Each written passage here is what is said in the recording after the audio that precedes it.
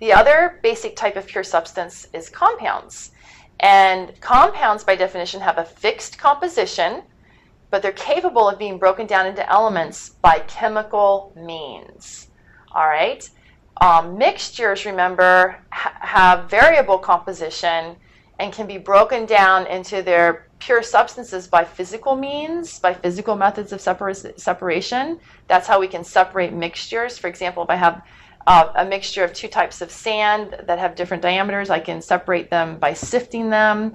Or if I've got some salt dissolved in water, I can separate the salt from the water by evaporating off the water. That's a physical separation, and that's how we separate mixtures. Compounds have a fixed composition. But they can be broken down into elements, but only by chemical means. Okay? And the elemental composition, what elements are in that compound, the types of atoms of elements that are in that compound indicate the type of compound that you have. And the actual elemental composition can be inferred from the name. So what's really, really important about pure substances and identifying the different types of pure substances is being able to name them properly. All right?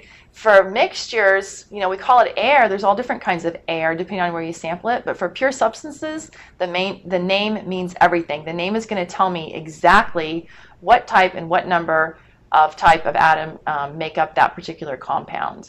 All right. Now, so that's why naming is so important. So for the elements, I don't expect you to memorize all the names of all the elements. But I do expect you to start keeping track of the common elements that we've been mentioning. For example, you should know that helium is an element. You should know by recognizing the name that carbon is an element.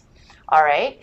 Now, back to naming compounds. When you name compounds, for example, sometimes there's common names that are used and everybody just kind of knows what it is. And other times we have systematic names, and from the systematic name we can figure out exactly what types and what number of type of atom are in that compound.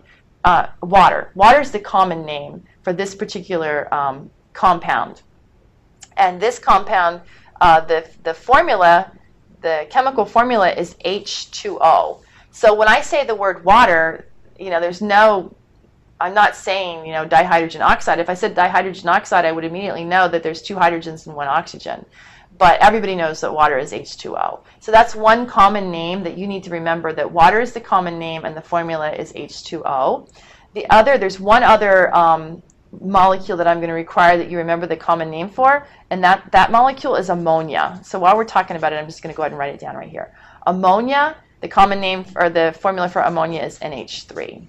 All right? Two compounds that were identified a long, long time ago before people knew anything about atoms and just given names, and those names stuck.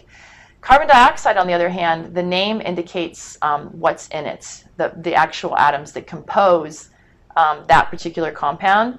And so carbon dioxide means there's this sphere in the middle is modeling carbon, and then the two red spheres are modeling oxygen, so carbon dioxide. So you can tell from the name what it is. And so what we're going to have to do then is we're going to have to be able to be given a name, tell the type of compound it is, and how to write that formula for that particular compound.